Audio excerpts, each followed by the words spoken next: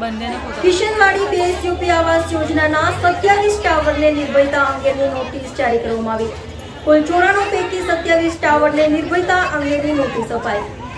Reporter આશીષ ન્યાતી, સયાજી સમાચાર, Vadodara.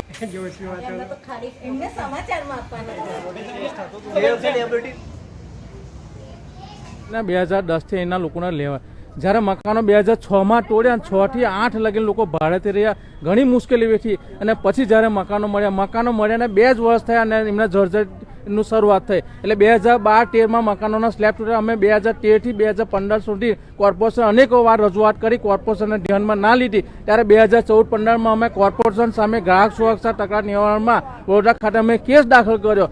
Case દાખલ કરીને 2022 માં કેસનું જજમેન્ટ આવ્યું। એમાં જજમેન્ટમાં ચુકાદો અમારા તરફે આવ્યો ત્યારે કોર્પોરેશનમાં જાગ્યું, પણ પછી તે વખતે કોર્પોરેશને ખાલી સ્લેબ રિપેર કરવાની વાત કરીને સ્લેબ રિપેર કર્યો, પણ મકાનો જે જોઈએ એવા રિપેર થયા નહીં અને ફરી પાછી જર્જરિતને દિવાલો તૂટવા માંડી, સ્લેબ તૂટવા માંડ્યા। ત્યારે કોર્પોરેશનને અમે રજૂઆત કરી, કોર્પોરેશન સામે માંગણી કરી ત્યારે કોર્પોરેશન અસંતોષ વ્યક્ત કરીને ગુજરાત હાઈકોર્ટમાં ગયું।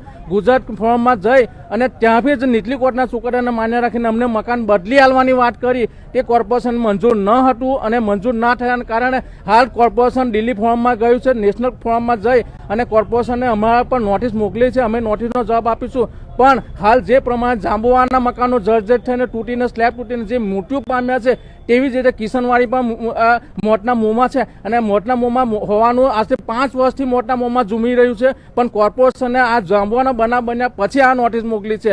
એટલે નોટિસ ઇસ્યુ કરવાના જવાબમાં અમે એટલું જ કહીશું કે જ્યારે અમે 4 વર્ષથી ભાડા મળ્યા તે પછી તમે અમે મકાનો આપ્યા, હવે પછી અમને ભાડાના મકાનમાં જો રહેવાની વ્યવસ્થા કરવાના હોય તો જ અમે આ મકાનો ખાલી કરીશું।